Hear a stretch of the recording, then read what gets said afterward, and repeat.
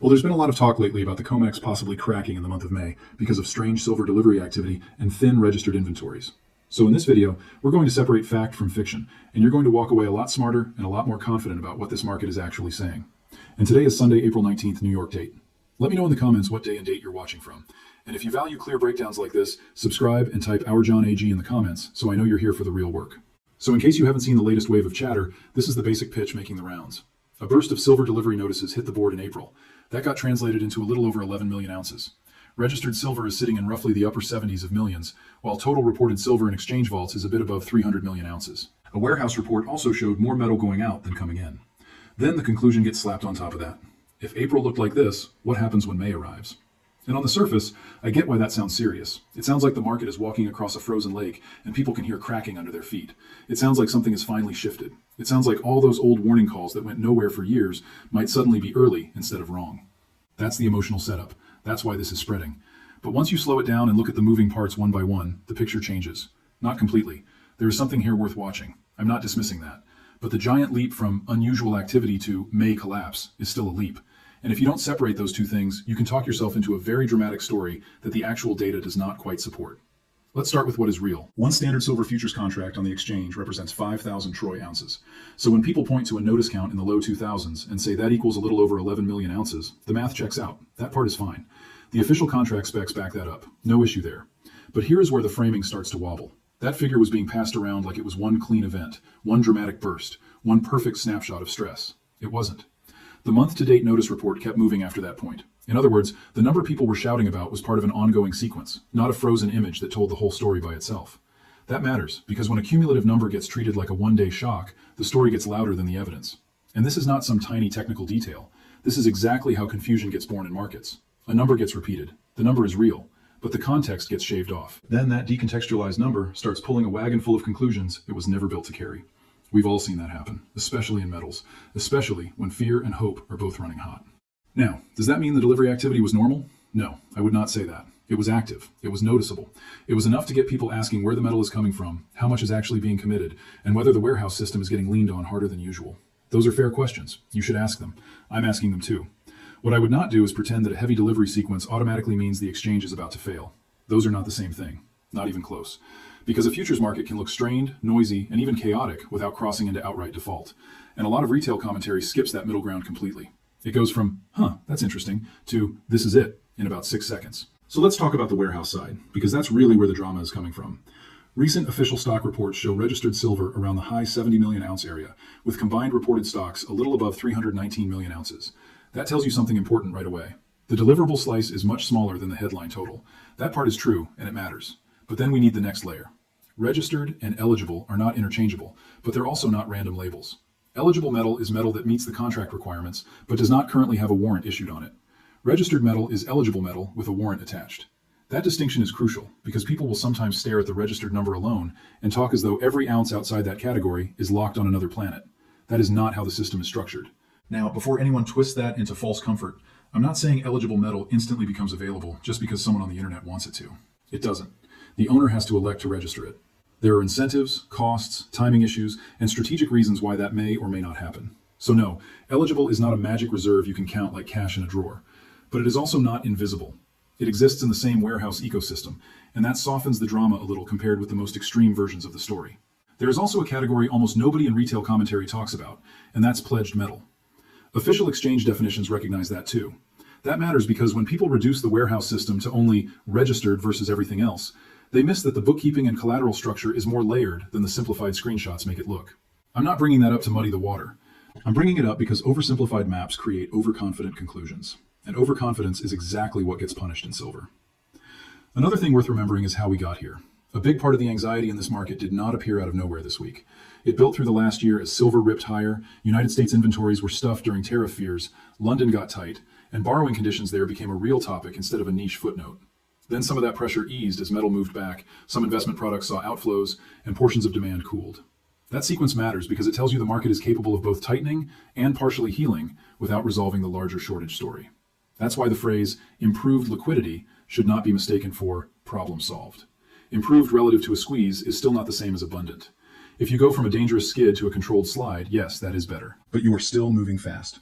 And silver is still one of those markets where a new burst of volatility can wake up all the old pressure points again. Price itself is part of that loop. When silver is calm, a lot of players are content to treat it like just another line on a screen. When price gets wild, behavior changes. Physical demand can rise. Momentum money shows up. Media attention expands. Existing holders get more stubborn. New buyers arrive late and emotional. And every one of those reactions feeds back into how people interpret delivery and warehouse data. In other words, the reports do not exist in a vacuum. They're being read through a crowd psychology lens, whether people admit it or not. This is why I keep an eye not just on inventory, but on narrative temperature. When everyone sounds sleepy, the same stock report lands softly. When everyone is already keyed up, the identical report gets treated like a siren. And right now, the narrative temperature is hot. You can feel it. Which means you need even more discipline than usual to separate raw information from emotional amplification. Let me give you an example of a cleaner way to think about it. Suppose registered silver stays where it is, give or take, and notice activity runs firm into May. That tells you the deliverable pool is being used, watched, and tested. Useful information. But if eligible supply starts converting, assignments continue, and the process remains orderly, then the correct conclusion is not, nothing happened. The correct conclusion is, the system handled pressure this time. That's a meaningful result. It tells you where the stress line currently sits. Now flip it. Suppose registered falls further, eligible remains reluctant, notice pressure persists, and off-exchange tightness starts getting louder again. Now you're learning something else. You're learning that the system's flexibility may be shrinking. That still would not automatically mean formal default, but it would mean the market deserves a more serious risk premium. And honestly, that kind of repricing can do plenty on its own. Markets do not need a courtroom-style declaration of failure in order to move hard. I also want to address the romantic view some people have of physical versus paper, because it gets presented too crudely. I understand the instinct. Physical metal feels final. It feels outside the promises and layers. There is real value in that. But the smartest physical holders I know are not theatrical about it. They're not pounding the table every morning demanding a collapse. They simply understand custody, access, and why different instruments solve different problems. That is a much healthier mindset than turning every warehouse report into a morality play. If you hold physical, great. Know why you hold it. If you trade futures, fine. Know what that tool is and what it is not. If you use funds, same thing. The problem starts when people mix those categories in their heads and then act surprised that the outcomes, rights, and risks are different. Precision matters here, always. And since we're talking about precision, let's say this too. A real exchange failure would likely not arrive looking like a clean internet slogan. It would probably show up through operational strain, rule-based adjustments, abnormal dislocations, frantic sourcing behavior, or an ugly sequence of exceptions and workarounds. Real breakdowns are usually messier and less cinematic than people expect. So if your mental model is too simple, you may either panic too early or miss the real signal when it comes. That's another reason I'm not willing to stamp "may collapse" on this story today. The market has thrown off enough smoke to deserve serious attention, but not enough to justify pretending the ending has already been written. We are still in the part of the movie where clues are accumulating, not the part where the building has already fallen. And one last thing before we bring it home. Silver has a habit of teaching the same lesson over and over. The market can stay more complex than the internet wants it to be. The fast take is almost always too clean. Either it's nothing to see here, or total collapse is imminent. The truth is usually more frustrating and more useful. Pressure builds, the system adapts, price responds unevenly, confidence shifts slowly, then suddenly. That's the kind of market this is. This is also why the phrase "run on the vault" gets used too loosely. It sounds cinematic, it grabs attention. But if you want to say there's a real run, then you need to show more than a big notice count and a low registered figure. You need to show that the system cannot source warrants, cannot attract conversion from eligible, cannot manage assignments, and cannot complete the delivery cycle. That is a much stronger claim. And we are not there, based on what has been officially published so far. Here's another point that keeps getting blurred. Delivery on this exchange is not the same as trucks screeching up to a warehouse and bars immediately getting rolled out the back door every single time. The delivery system is built around warrants, assignments, and title transfer. A warrant is not just a casual note scribbled on paper, but it is also not the same thing as someone loading pallets into a van that afternoon. Those are different stages. If you skip that distinction, you can make ordinary warehouse mechanics sound apocalyptic. Think of it less like a grocery shelf being emptied in real time and more like a title office. Ownership can change before the metal physically leaves the building. The buyer can keep the warrant. The buyer can retender it. The buyer can continue holding the metal in store. And according to the official warranting material, those options are built into the process. So when someone says, "Look at all these deliveries, the silver must be disappearing." Maybe, sometimes, eventually, but not necessarily in the immediate, dramatic way the line implies. And that matters a lot right now because some of the panic is coming from people blending three separate ideas into one. Idea 1, notices are elevated. Idea 2, registered inventories are not huge. Idea 3, therefore the physical metal must be getting vacuumed out at the same pace the notice numbers are rising. That final step is the one that needs more proof than most people are giving it. There's also a skeptical point that has to be made about London, because some commentary has been acting like every major vault system is already on emergency oxygen. Recent vault data out of London do not support that kind of wording. Silver holdings there actually rose month over month into the end of March. More than that, recently published market research showed liquidity in London had improved from the squeeze conditions seen late last year. helped by metal moving back from the United States, fund outflows, and softer demand from India for a time. So if someone is trying to sell you the idea that every major pool of silver is already bone dry, I don't think that case is honestly made. Now, does that mean everything is comfortable? No. And this is where I want to be careful, because the bullish case for silver does not require fairy tales, and the cautious case does not require denial. Both can live in the same room. The broader physical market has been running in structural deficit for years. Recently published numbers indicate this could be the 6th straight year of deficit. Since the start of this decade, a very large amount of silver has been drawn down from inventories globally. That's real. That's not internet fan fiction. That's part of why every warehouse shift gets scrutinized so aggressively now. Add to that the fact that silver isn't just a shiny savings asset. It's tied into electronics, solar demand, industrial use, investment flows, and plain old speculation. So when the market gets tight, you don't just get one type of buyer showing up. You get stackers, funds, industrial users, spread traders, hedgers, momentum players, and opportunists, all looking at the same metal through different lenses. That's why silver can go from sleepy to feral so quickly. From recent market updates, coin and bar demand is expected to rebound this year, even while some other demand categories soften. Supply, meanwhile, is not exactly exploding higher, so the background pressure has not gone away. That is important, because if you only focus on the exchange mechanics, you can miss the larger reason everyone is jumpy in the first place. The warehouse numbers are the spark. The structural deficit story is the dry brush lying all around it. And this is exactly why May is getting so much attention. Not because a collapse has been confirmed, not because somebody has a secret memo, but because the calendar is moving into a window where people naturally focus on delivery, settlement, and whether the market remains orderly under pressure. The official schedule shows first delivery at the beginning of May, settlement near the end of the month, and the final delivery days landing right after that. So the market has a defined stretch of time where every new report is going to feel bigger than it would in a quieter month. That calendar pressure changes behavior. People become hyper alert. Every stock movement gets screen captured. Every notice report gets turned into a battle cry.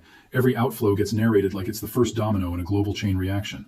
That's not analysis, that's adrenaline. And if you let that adrenaline drive, you start reading every routine mechanism as evidence of impending failure. At the same time, I don't want to pretend the exchange can be understood by wishful thinking either.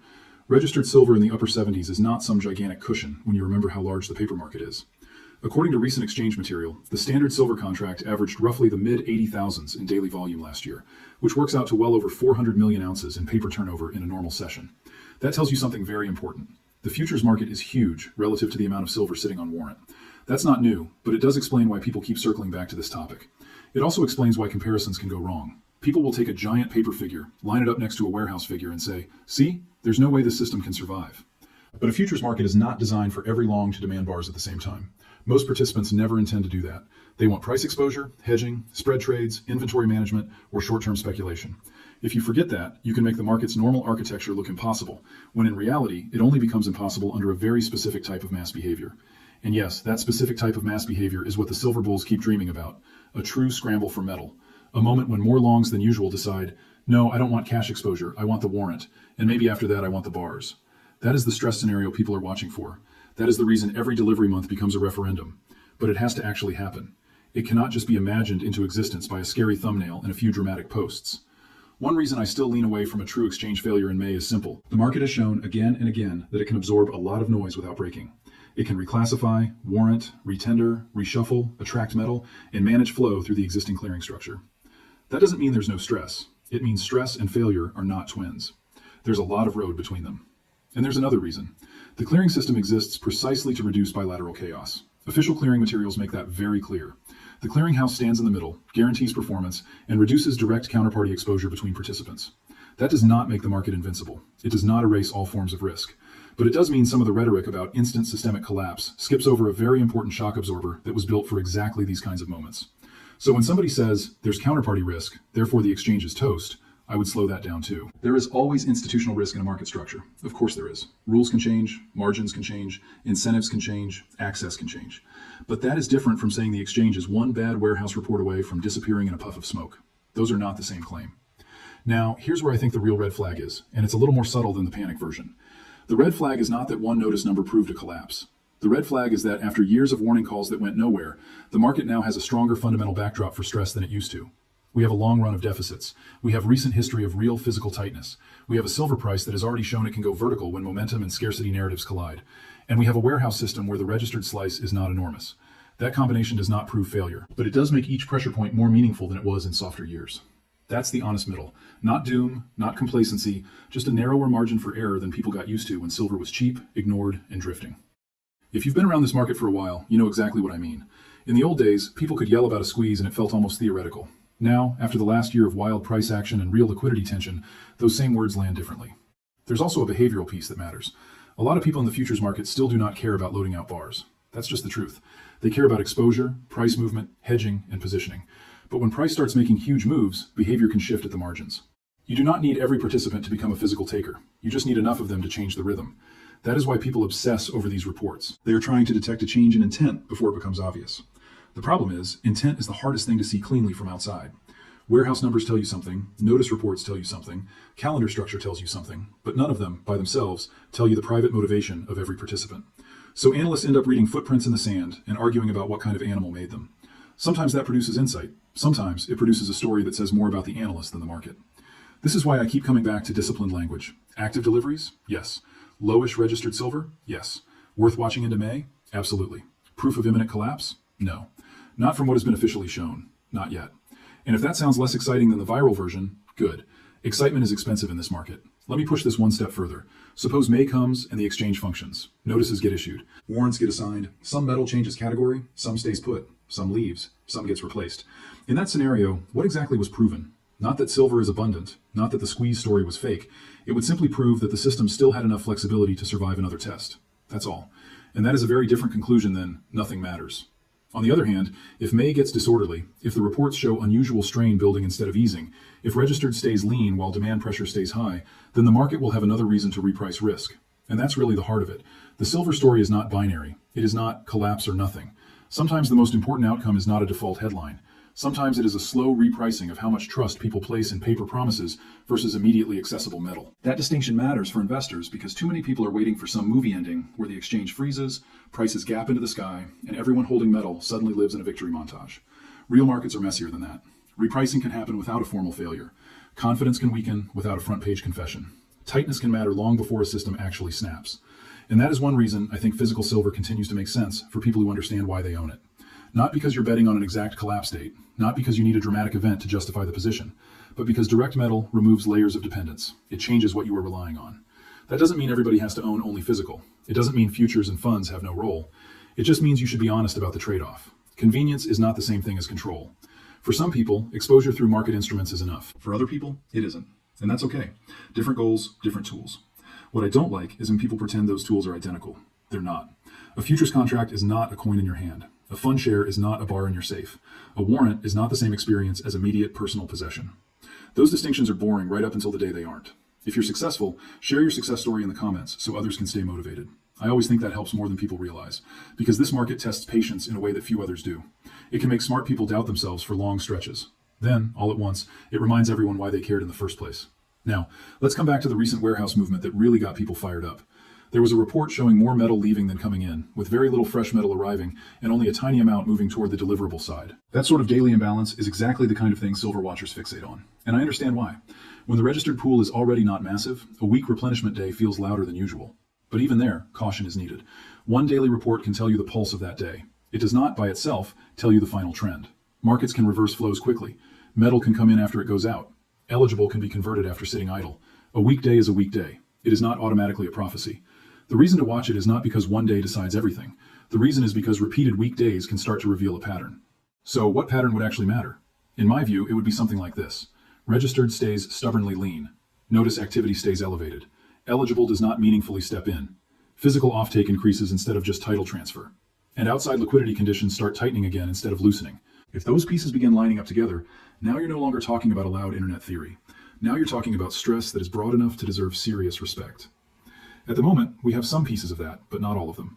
That's why I think the market is interesting, but the collapse call is still premature. There is smoke. I'm not denying the smoke. I'm saying the entire building is not yet on fire just because the alarm is noisy. Something else people forget is that silver has a way of punishing certainty. The perma-bears get wrecked. The perma-bulls get wrecked. The people who need every month to be the month get emotionally exhausted and financially sloppy. That's why I prefer to keep a cool head here. The data are strong enough to respect, but not strong enough to justify fantasy. And let me be very clear about that fresh context, because it matters. The global backdrop is not neutral. A deficit lasting this many years is not nothing. Large stock drawdowns since the start of the decade are not nothing. Improved London liquidity versus the worst of last year does not erase the fact that the market has already shown vulnerability. These things can all be true at once. Improved is not the same as loose. Tight is not the same as broken. That's the nuance people keep flattening. So what should you actually watch between now and the close of May? First, the delivery notices, obviously, but not as isolated shock numbers stripped from context. Watch how they evolve day by day. Second, watch the registered category, not one print, the trend.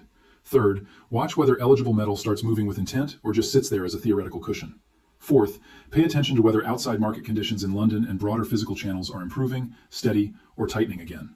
If those lines all start bending the wrong way together, the story gets more serious fast. If they don't, then May could end up doing what a lot of dramatic months do in this market, generating a ton of fear, a ton of content, and then quietly proving that the system still has one more can to kick. That would disappoint the people rooting for fireworks, but it would not invalidate the larger silver bull case. Not at all. The long-term argument for silver does not live or die on one delivery month. That is another mistake people make. They attach the entire thesis to one event, 1 month, one stock report, one rumored squeeze. And then, if that exact event doesn't produce a movie ending, they think the whole case is dead.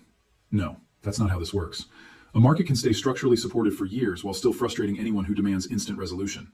In fact, sometimes the healthiest mindset is to treat these delivery windows as checkpoints, not final exams. What did we learn? Did stress rise or fade? Did the warehouse system bend or hold? Did price confirm or reject the fear? Those are useful questions. Is this definitely the end of the exchange? Is usually not a useful question, because by the time the answer is obvious, it will be too late to matter in the way most people imagine. I also think it's worth saying this plainly. You should be suspicious of anyone who sounds thrilled by the idea of market plumbing failure. Disorder is not some clean gift to metal holders. If a core pricing venue truly stopped functioning, the aftermath would be messy, political, rule-heavy, and unpredictable.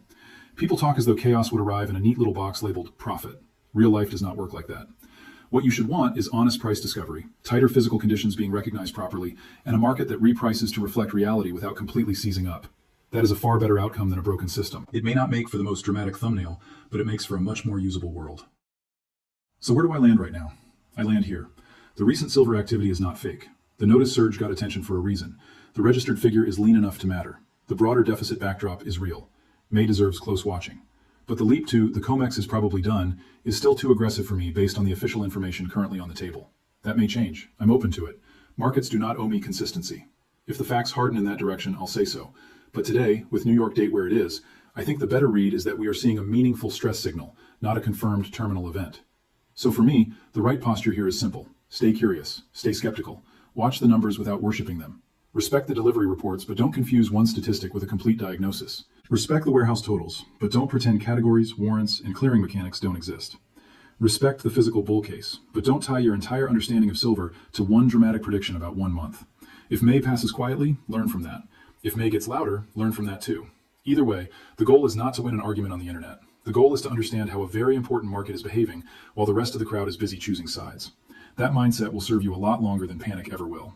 And when you do that consistently, you stop chasing noise and start spotting the difference between stress, strain, and disorder. And that, by the way, is often how the most important market stories begin. Not with one giant headline, with a cluster of smaller signals that tell you the old assumptions deserve less confidence than they used to. That is where my attention is, not on predicting some exact collapse day, on noticing whether the market's margin for error is narrowing. So keep your eyes on the reports. Keep your emotions on a leash. Don't ignore the tension, but don't let fear merchants borrow your brain either. If you want more clean updates as May unfolds, subscribe now. That way you won't miss the next breakdown when the next batch of numbers hits. And just so we're crystal clear before we wrap this up, this is for education and market perspective only. I'm sharing how I read the data and the mechanics, not telling you what to buy, what to sell, or how to position your money. You've got to make your own decisions, with your own risk tolerance, and preferably with your eyes wide open.